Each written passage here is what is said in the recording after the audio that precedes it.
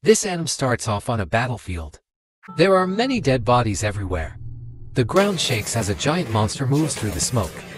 The smoke clears out and a giant black dragon shows itself. With red energy pulsating through its veins, the black dragon looks down and he sees a group of warriors. The black dragon called the 6 warriors foolish. The dragon screamed, "There's no way you could defeat me." They start to inform us about the world. There's something called the Shadow World. The Shadow World represents the calamity that humanity has to face. They covered the world in black fog. While the warriors are clueless of what's happening there, all they know is all living creatures eventually die if they stay within the black fog.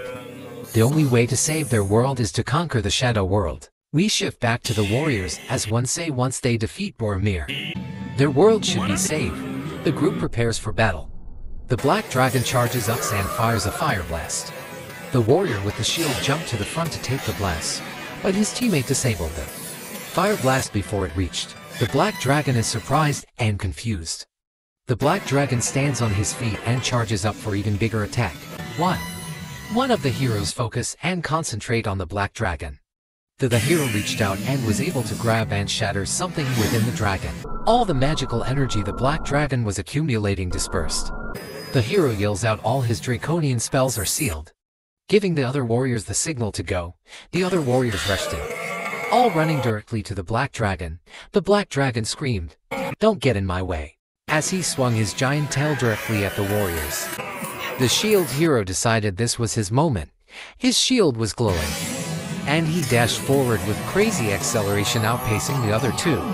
His shield glowed, and as the dragon tail made contact, multiple shields appeared to stop the tail's momentum. The other two heroes leaped into the air. As the man with the giant axe charged his attack, he hit the ground hard, producing a huge force of energy blasting towards the black dragon. As the last hero ran besides the blast, might I say impressive. The blast made contact, damaging and distracting the black dragon. Black dragon screams, "How dare you!" as the female warrior jumped into the air, surpassing the black dragon's height.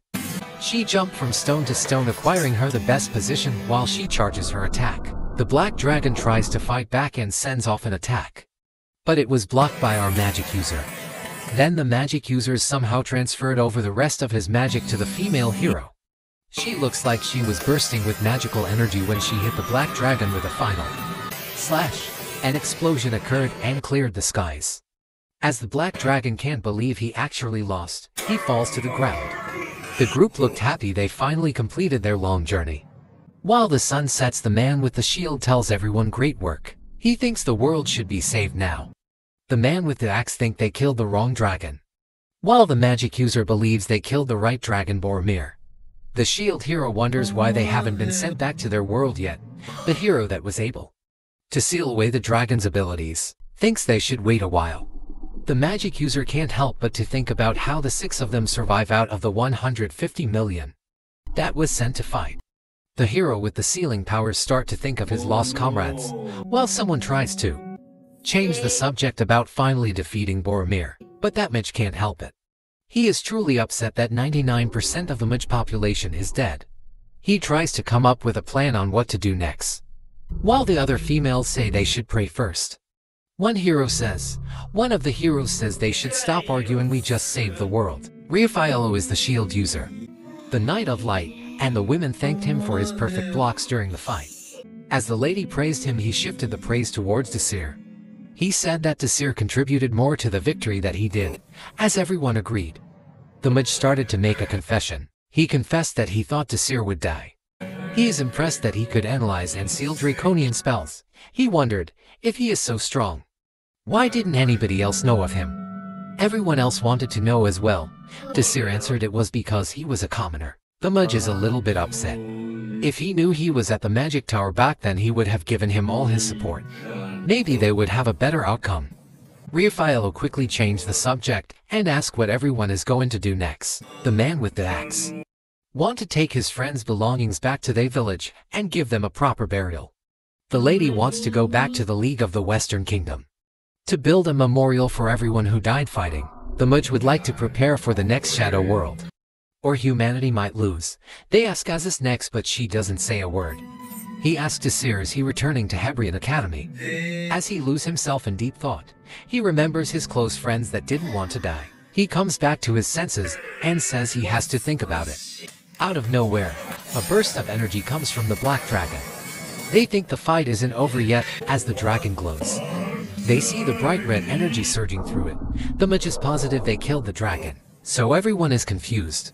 Then the mage remembered something about dragons, saying that dragons stores excess magical energy into their hearts. When they die and their hearts stop pumping, the magical energy don't have nowhere to go, so there's a possibility there will be a big explosion. Raffaello prepares himself and places his shield down, activated a protection. The mage jumps in and uses a spell of protection, creating another barrier.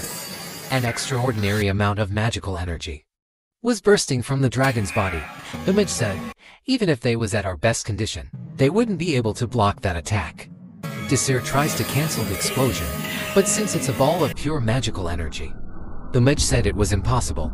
And fortunately, everyone had to prepare themselves for the worst, as everyone has a moment to themselves, some say.